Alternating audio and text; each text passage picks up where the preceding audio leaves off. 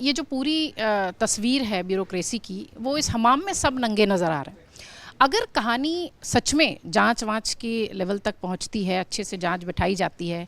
Court तक मामला जाता है, तो क्या लग रहा है कि बहुत ऊपर तक जो है मामला फंसेगा इसमें? देखिए, सबसे पहले तो हमें ये समझना चाहिए कि भारतीय जनमानस के मन में एक आम धारणा बना दी गई कि आईएएस और आईपीएस जो है सृष्टि का सबसे बुद्धिमान प्राणी है, और उसी धारणा ने इनके मन एक ऐसा वहम तैयार किया कि जो आईएएस और आईपीएस के अंदर अहम पैदा कर देता है। तो उस अहम के चलते एक नई तरह की परिस्थितियां तैयार हुई हैं भारत में आईएएस और आईपीएस के बीच में। अब देखिए, दोनों यूपीएससी से सिलेक्शन है, लेकिन दोनों के कैडर अलग हैं और दोनों की लामबंदी अलग है। आप देखेंगे कि आईएएस आईपीएस एक ही सेक्टर यानी एक ही डिस्ट्रिक्ट पे काम करने वाले पुलिस अधीक्षक और कलेक्टर के बीच में आप कभी भी सामंजस्य नहीं पाएंगे।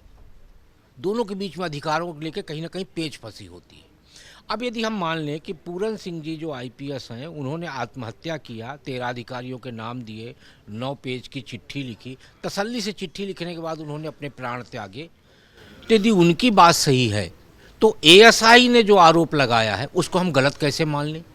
तो इसका मतलब तो ये हुआ कि पूरन कुमार जी भी कहीं ना कहीं इतने तो पाक साफ नहीं है जितना ये प्रदर्शन बनाया गया कि क्योंकि वो दलित है इसलिए ये सारा कांड हुआ। तो ये जो नया पूरा सिस्टम बन रहा है, अब उस पूरे सिस्टम में मुझे लगता है कि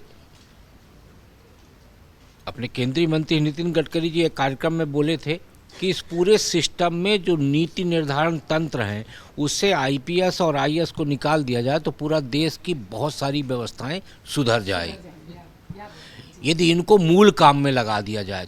तो इनका मूल काम है जनसेवा। तो जनसेवा के अलावा ये दोनों कैडर तमाम तरह के कार्य करता है, और उन्हीं कार्यों की परिणति ये है कि पिछले 10 साल में ये चौथी आत्महत्या है आईपीएस की।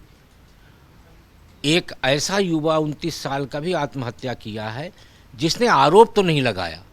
लेकिन 29 साल की एज में आईपीएस बनने के बाद भी परेशान होकर उसने, लेकिन पूरन कुमार जी जिस परेशानी की बात कर रहे हैं कहीं ना कहीं मुझे लगता है वो संदिग्ध है। इसीलिए विनोद जी जो बोल रहे हैं एकदम सही है कि इसकी बिल्कुल बारीकी से जांच होनी चाहिए, और जांच होने के बाद उस तरह की एक व्यवस्था सरकारी तंत्र को बनाना चाहिए कि आप उन पर निर्भर रहने की बजाय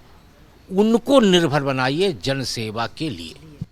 अगर आप ये वीडियो YouTube पर देख रहे हैं तो हमारे चैनल को सब्सक्राइब कर बेल आइकन दबाएं, और Facebook पर देख रहे हैं तो हमारे पेज को लाइक करें।